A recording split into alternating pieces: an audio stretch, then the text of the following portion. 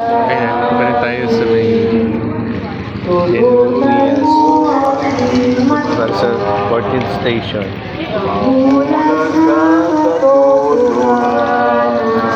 Muna yung pagkabuhay ni Jesus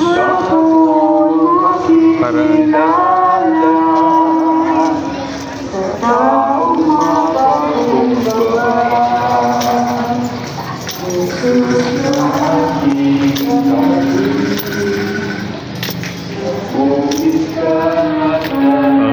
miraculous medal. Makaraan ng araw ng pamamahinga, pagbukbukong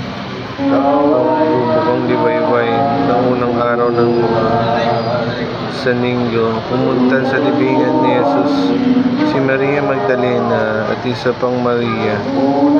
Biglang lumindol ng malakas.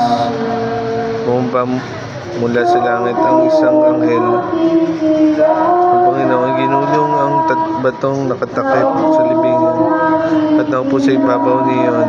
Ang kanyang muka ay nakakasilaw na parang kidlat at kasing puti ng bulaklak ang kanyang damit.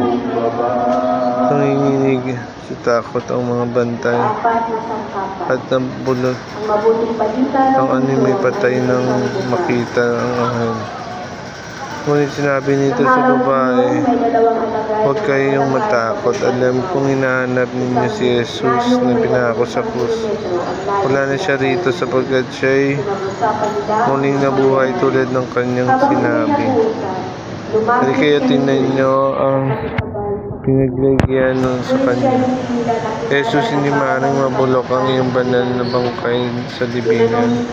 Hindi ka maaaring pigilan ng higit pa sa kinakailangan sa loob ng iyong libingan. Ngayon, pinatutunayan ng naigulong ng malaking bato na nagpinid sa iyong libingan at ng pagpapatunay ng anghel na ang iyong muling pagkabuhay ay totoo. Pinagtitibay rin nilang katotohanan ng kami man sa darating na panahon ay babangon muli sa kamatayan. Ay ang muling pagkabuhay, Panginoon, ay ang uwanan ng aming muling pagkabuhay maging ngayon pa man. Isang mo ito para sa aming lahat na bumangon mula sa kamatayang dulot ng kasalanan para sa pinagparang buhay. Amen. Amen.